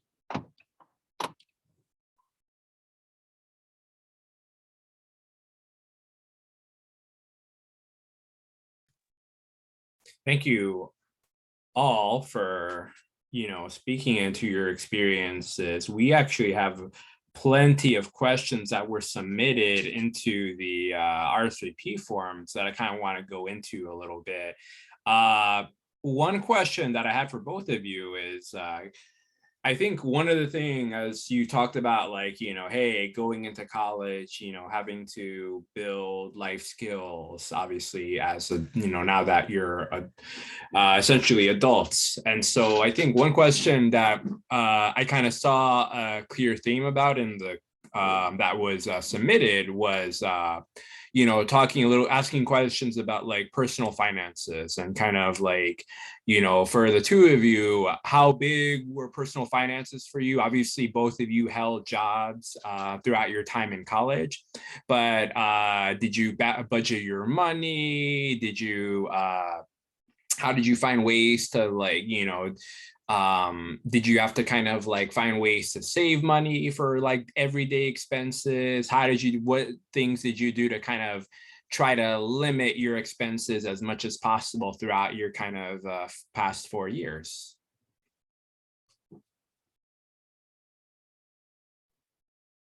Yeah. Oh, Dean, you can go. Sorry. No, We no, muted. no, you could go. All right, cool. We unmuted at the same time. Yeah, I think I always had a budget. I still have a budget, just I've never really been somebody who could just kind of be like, I'll just save and I'll just put everything where it needs to be. I always need to kind of have a written down plan and then I can follow it. So anytime I got a new job or a new work schedule or anything like that, I would just kind of sit down and start with just like, what do I need to be able to have all like every month or every week or whatever the case was. And then I wasn't super like specific about what my extra money was spent on. That I was very much just like, just do whatever you want. You have that much to just play with. I know some people like to say, okay, I'll spend this much on like splurging for myself and this much on spending out. But for me, once it was set aside as free money, that was okay. Ways that I saved, a big one is just there are always free things on campus. There's always free food. There's always a free t-shirt if you do a survey. There are always little things like that. And so it's also a great way if you and some friends say, hey, did you hear that they're serving food from that empanada place at this event? We should definitely go. Okay, you guys just got dinner together on a budget. And finding free events around you. A lot of college towns have so many events that you can really have fun, really enjoy the area that you're in, and take advantage of new experiences without breaking the bank. And I think there's sometimes a pressure to say, like, I have to be doing a cool thing every weekend. And I see people doing stuff on their Instagram, and you can do all those cool things while also budgeting. So just like avoiding that FOMO feeling and just reminding yourself, hey, at the end of the day, it's more important that I'm in like a kind of safe financial position than that I do the most flashy thing, because there are always going to be more options. I agree. And also, I feel like if your campus is located near like an Applebee's, definitely take advantage of half off appetizers, because that's something I did with my friends. Like, okay, we can wait till 10 o'clock to go to Applebee's, or like, half off appetizers, who's down or whatever. So that's something I would do like as well. And then also find places at sub student discounts or like within your college town. Cause like, it could be maybe 10 to 30%, and you're saving money from there. For me, like when it came to like looking like for a job or like budgeting on campus, definitely as Deja was mentioning, free like the free events where it's free food or free t-shirts, definitely go there. Cause like, like for me, like I had this experience where I used to go to the events and it's like just the 5 of us there, and they'd be like, okay, you could take the rest of the food back to your dorm. So I'm just like, okay, like I have food for the weekend. So definitely, don't be afraid to go to the events. And then pretty much like when it came to like working on campus, you might see on your financial aid package work study. Take full advantage of that. Like definitely, that's pretty much I don't know, like I'll briefly describe what work study is. You pretty much, is pretty much finding a job on campus. Some work study jobs, not all of them, you're pretty much getting paid to do your homework. Like for instance, I worked at the library. I just do a few tasks, and then it's like, okay, the rest of the time you can easily just work on the homework or whatever. So definitely, find that work study job, or like make sure when you do your FAFSA application, say yes to work study. So definitely, that's when it comes to that. And in terms of budgeting, like I feel like, I mean, I might sound like a nerd, but I use like a Excel sheet to kind of see where I spend my money at. Like, I'm like, okay, I did spend $50 here, or $50 at Target or something like that. So definitely, you're more than welcome to use an Excel sheet, but just keep watching your purchase limits, or like see where you spending your money at.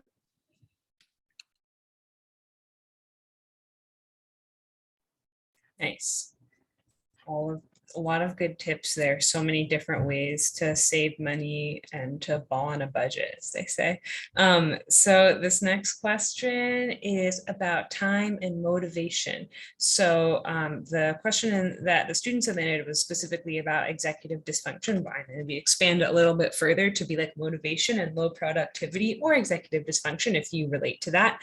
But yeah, when you're having times where you're just not able to get stuff done, your brain is not working the way you want it to, but you still have the time is ticking and like you still have to submit the assignment or there's still responsibilities.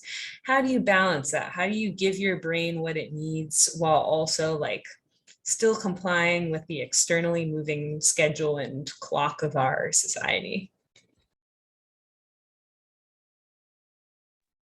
Yeah, I love a good executive dysfunction question. So I actually wasn't until my senior year I found out I had ADHD, which made a lot of things make sense. But for people who don't know, executive dysfunction kind of just describes a state that your brain can get in when it gets a little like scrambled or distracted, or there are other things going on. It doesn't just affect people who have like ADHD or anything like that, where it's just like, I know I need to do the work, but I can't get myself to do it. How do I just kind of get my brain into gear to work on this stuff? Um, and for me, my like trick is always just do it for 5 minutes. Uh, Sometimes you just got to treat your brain like a kid that you're just like, why don't you just try it? Why don't you just try that vegetable you say you hate? Just try doing your homework for 5 minutes. And more often than not, you're going to start it for 5 minutes. And then you're going to be like, okay, I may as well just like do this next question. And then I guess I may as well just finish the homework. And now you're done. Or you did 5 minutes and you're like, no, I really don't feel like I'm able to do this right now.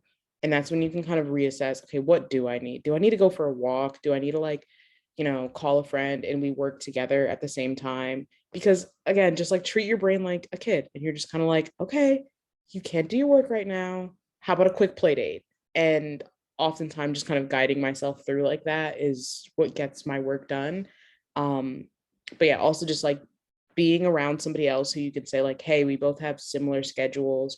When you want to like get work done, do you want to just work in the same room? That's why it feels so good to work in coffee shops, is just like, they're working, I may as well work too. So that's, wow. Yes, body doubling. Thank you, Nava. I was completely forgetting the word for it, but it's really awesome. For me, like either going for a walk or like usually if I'm like, okay, I need to do something to clear my mind, I have like I would say like a mini concert in my room or so, like where I blast maybe The Weeknd or the Pop Smoke song or something, be singing out loud, and then that boosts my mood up, and then I'm like, okay, like I'm happy now. Let me go back to what I'm doing now. But also like, having some type of music in the background to kind of ease, like, pretty much like release the stress that you're going through.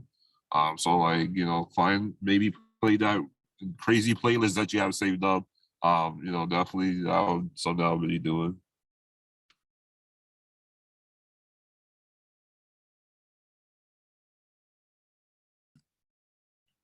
I think one other question that there was a common theme in the questions that were submitted was kind of on that theme about like how hard are classes once you get to your freshman year. I think one question was,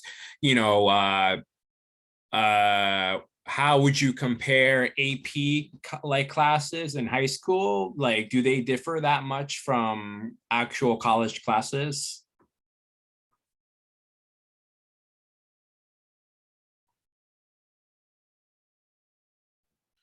I think, oh, go ahead, Dean. Sorry. I feel like it varies based on the major. Like, I know when it comes to the STEM field, like it's definitely a hard major, but it varies on what classes you're taking and what your course load looks like. If you're taking all hard classes, like 4 classes are hard, I definitely don't recommend that. So like, I say, take 2 easy classes and like maybe 2 hard classes. But at the same time, when it comes to, if you're struggling with something, don't be afraid to reach out. Like reach out to your professors, reach out to your classmates, or reach out to a tutor, because like you're paying the tuition for like to use the resources on campus. So like if you find it difficult, like definitely use the tutoring center, because like maybe it's so like if they like elaborate in a different way or teach you in a different way, you would probably understand it. Definitely that's something I strongly recommend is like the tutoring center, but also reaching out for help. Like don't be afraid to ask for help. Yeah, I would also agree, just like tutoring centers, and so many schools offer free tutoring, or if not, just like can really help you find a tutor that would be able to work with you. Um, though I think most schools offer some kind of free tutoring. Um, and I would also just say, as far as like the difference between AP and like taking an actual class, is just you kind of can't predict it as like standardly. Like there's not going to be a big test at the end where everyone's going to be asked the same questions. So it could just be like this professor has really strong expectations in like this area, and that's something that you really struggle with. And so if that professor expects you to do a lot of writing and it takes you a lot of time and you're taking 3 other English classes, then you might want to reconsider. And that might be something when you look over the syllabus on the first day, you say like, okay, do I need to switch this class for something else? Is this something I can actually handle right now? Um, and also professors generally, they don't get mad if like after the first day you go to them and you're like, hey, this class seems really interesting. I'm not sure if I'll be able to perform well in it. Can I talk to you about some of my concerns? Because they don't want you to come into their class if it's going to be a negative experience for you, if you're going to fail. Like you can have those conversations and really decide what's best for you. I've done that. I had a professor who after the first day, I was like, I know for a fact I can't do this class this semester, but it's a really cool topic. Can I go into your office hours and talk to you about this? And they were just like, yeah, absolutely, of course. So I think whether or not it's harder or easier will totally depend, but communicating with your professors and like kind of taking the advice Dean gave would be really smart. Really good advice all around. And yeah, it's impossible to tell. Some people will think classes are harder and will like kind of underestimate their ability. Other people might overestimate their ability and be like, oh, this looks fine. And then it's not. So as you get further into college, you'll also kind of get a sense of like, does like a class syllabus seem scarier than it is for you usually? Or do you usually think something doesn't look that bad? And then you were kind of a little bit more confident than is accurate for how the semester went. Personally, I was easily scared by a syllabus. And then once I was like getting through all the assignments didn't feel as daunting as they did when they were all on paper at the beginning of the year. But that was me. The next question, another kind of common theme in all of the submissions was people asking about like balancing your life outside of college, like family at home, stuff that's going on in your personal life that is like super disconnected to you as a college student.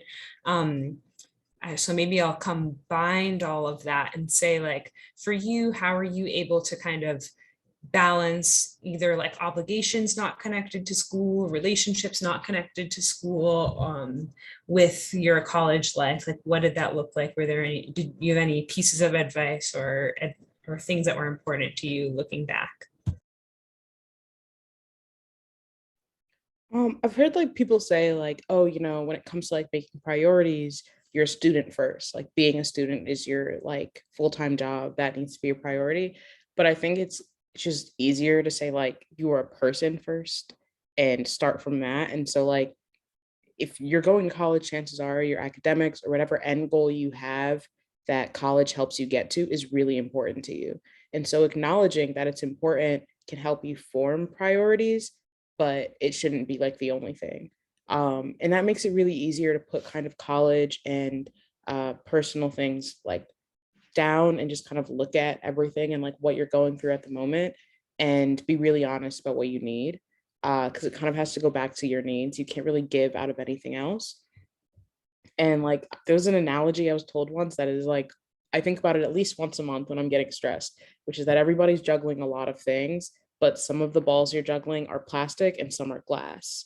So figuring out what you can drop at that moment is really important. If you have like a little after school tutoring gig, but at this point you're getting so stressed every week that like going to do that just feels like it's taking something out of you. You don't end up having time to hang out with friends because of it. That might be something you can drop, But on the other hand, if you have, you know, a job that's like really important for you financially, but at the same time, you know, it's cutting into classes, then you need to start considering, okay, where do my priorities academically and financially fall? And is there a compromise between them? But just looking at it as just juggling and what can I drop has always been really helpful to me. Yeah, I think that's how I'd go about it. I agree. And also like one thing I find myself doing is like I use Google Calendar to kind of like plan out my day. So like if I know my classes from like 9 to 2, I'm like, okay, I already know classes from 9 to 2. And then from like 2 to 3, you know, I'll grab lunch, and then like 3 to 4, hang out with friends, and then like 5 to 6, grab dinner, and then like maybe 8 to 9, like, you know, if you're living away from home, but like maybe have that phone call with your parents. So like, you know, you don't have to follow your schedule to a cup of tea, but like, you know, maybe just plan ahead, like, okay, like, hey, this is what I feel like, you know, this is something that's due tomorrow. Like I gotta make sure I get on it. You know, definitely I'll say you make the time to do it. But you know, also people do wing the day, like, you know, that's about it. But I'll say best way is just to plan ahead.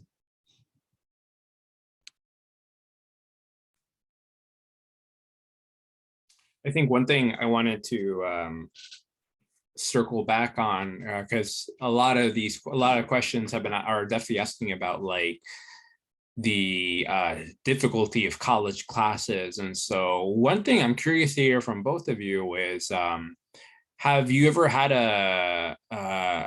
to drop any classes from your schedule because you just felt like, hey, you know, this is just way too much. I can't do this right now. I am just gonna like drop this class, because policies differ by universities, but like, has that ever happened? And what was that process like?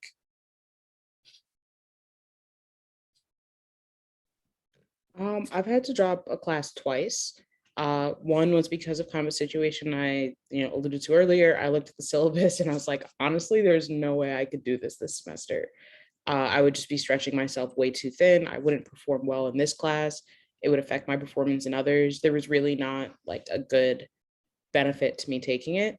Um, so that was one case. And for me, that went well because that was one where like I communicated to the professor how interested I was in the topic and was able to have conversations with him later about it. So I still got kind of the enrichment I wanted from it. But the more I went through the semester, the more sure I was like, thank God I'm not doing that course as well. Things would have gone badly. So I'm definitely glad I trusted my gut. And the other time was I had a course where I kind of off the bat didn't meet expectations. And I tried to get some more clarity on what those expectations were, but my professor was really difficult to reach.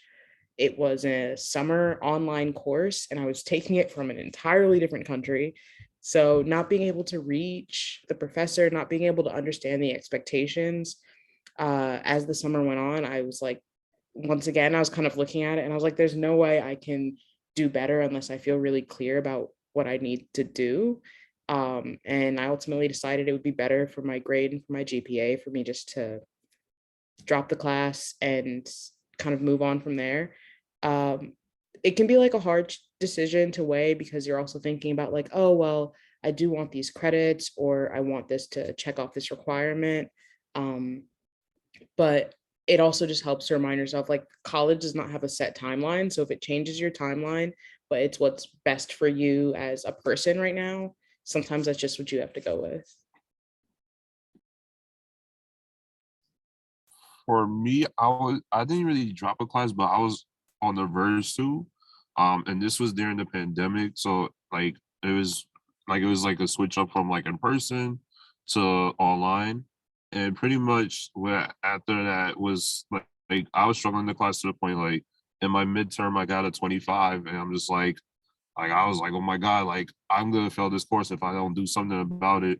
But like what I did was I pretty much reached out to the professors like, hey, like I'm really struggling here. Is there any extra credit?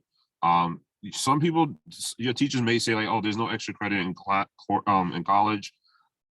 That could be false sometimes because some professors do offer extra credit, some don't. It varies. And my professor decided gave me like a bunch of extra credit assignments that I could do, which did definitely help me out. But when it came to that class, like I said, it was during the pandemic, so I kind of was like not really feeling it because like it was a different shift. But like I had friends in the class as well, so like we kind of like helped each other out, like studying and pretty much like helping each other out with homework and stuff. But definitely don't be afraid to ask for help. Yeah, one thing I want to add is that sometimes it can feel a little bit like you might sometimes I've definitely been had experience myself about like having a little guilt about dropping a class, like wondering like, oh wow, like is this like for me? Wait a minute, like what if I just work hard? But for some universities, there is pretty much a grace period where you can add and drop classes without any penalty to your grades. After a certain grace, after that period ends, you can still drop a class, but depending on the university, or switch over to kind of a pass fail. I mean, it really varies on the exact policies, but for the school I went to, you could add or drop a class with no penalty for like up to 5 weeks into the semester. But after 5 weeks, so about like, a month of a class, if it's just like, oh wow, this just isn't for me, don't worry about it, like find something else. Obviously make sure that you're always, you don't want to simply like drop down to just like the easy classes, because sometimes that can impact the total number of credits you're taking, which can impact whether you're a full-time or a part-time student. But it is something to think about, that like, don't feel like, if you feel like you're a week into a class and it's just like, oh wow, this is just like not for me at the moment, don't drop it, like find something else for that time being, to fill your schedule that you will feel like more drawn to. Like most professors don't care. Some professors do care, but it's not really that much of a big deal. As long as you're within that grace period. And then after that, you just have to if you do drop a class before the end of semester, but after the grace period, usually there is like you'll have to like take a W on, well, at least at my university it was a W, which just infers withdrawn. It's not really, it's like and obviously what it is just that it doesn't, I mean, it's on your transcript, but it doesn't actually affect your GPA. So just some things to consider if you do find yourself taking a class, even with support, and like you're trying to find resources to help you out and it's not working out, you don't have to try to pain through it the rest of your semester. You can try, unless of course it's a class that's like a necessity for your major or something. But yeah, I think we are kind of in the final 10 minutes, but Nava, is there like any more questions we'd like to we want to like get either Dean or Deja to answer before we wrap things up?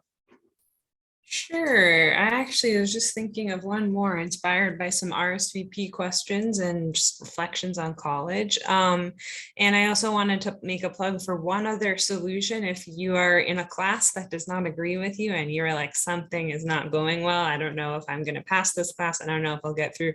Some schools will let you switch to taking the class pass fail, so that if you know that you can maybe pass, but you're not going to get a good grade in it, switching to just pass fail can kind of take the pressure off of like, how much do you pass by, what are your grades, and as long as you get the credit, it will not show up in as like a low GPA thing. And that was a lifesaver for me with Intro to Comp Sci, my big mistake class in college. And yeah, the question that I was going to ask is, when you think about kind of the social scene and the like daily life scene in college, it's very different from high school. Like, I don't know, some high schools have a lot of supervision, some don't, but in college you're all adults, so you're really on your own. There's a lot more like self-governance and working stuff out. If you're living with people, if you're on teams with people, like there aren't like adults around who are in charge, like you're all in charge together. And I'm curious if any of you have advice for navigating like relationships with roommates or teammates or stuff, and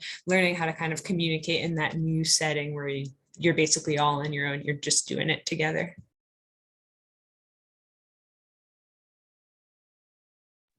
Oh yeah, sure. I dropped in the chat a little bit. Just like start practicing as soon and as often as you can of um kind of what does healthy conflict look like, and like, okay, when I feel really upset in a relationship, whether it's a familiar relationship, a friendship, a romantic relationship, anything, a roommate, like how can I effectively kind of communicate while how I'm feeling, and like really stand my ground and advocate for myself while also being really respectful of the other person, because oftentimes that person also doesn't really know how to address things that are bothering them necessarily, or they might, I've been told that as a roommate, if I am causing any sort of issue, once I'm told, I have no problem changing it, but somebody has to tell me. And I know that's very me. I will leave a mess, but the first time you tell me to clean it, it'll never happen again. So just reminding yourself that people want to be good friends, people want to be good roommates, and they can do that best when they're really communicated with. And then it's just a matter of practice, and even just finding a safe person to practice with and saying like, you know what, this thing somebody did really bothers me, and I feel like it would be safe for me to talk to them and openly express how I'm feeling. So yeah, just practice that as often and as much as you can. For like one example, like I was an RA's resident assistant at like being a resident assistant.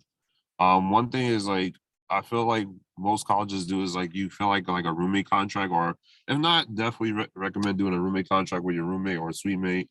And kind of lay down like what is some ground rules like cleanliness, quiet hours, stuff like that.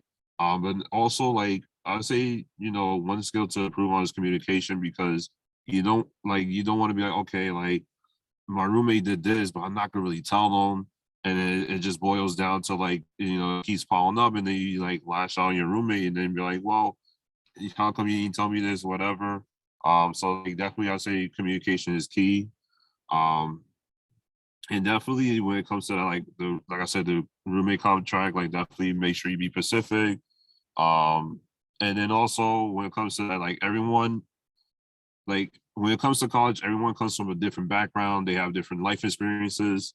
So like some people's common senses are different from yours. Maybe like educate your roommate or suite mate, like, okay, like this is how I feel about a certain thing. Like this is how I feel about the cleanness of the bathroom, or this is what I want specific. Like you gotta be more, you can't just speak in general, you gotta be more specific, like what you feel and how you feel about when it comes to certain things.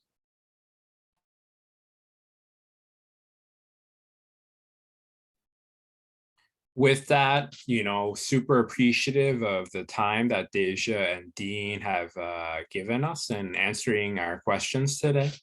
We're pretty much now at the tail end, or pretty much at the end of our virtual transition day. Thank you all for those that were in attendance for this session and for both sessions. Reminder, make sure to, if you haven't already, please make sure to fill out that survey that Lauren sent out. You can locate it in the link in the chat.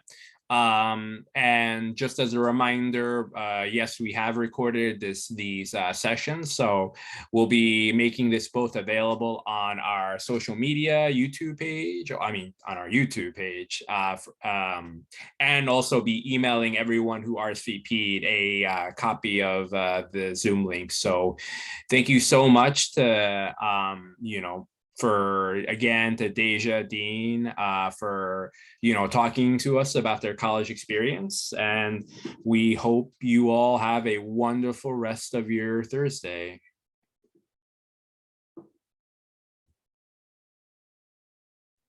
Thanks so much, everyone. So we can leave now, or? Yeah, you can leave now. Oh, okay. All right. Take care, everyone.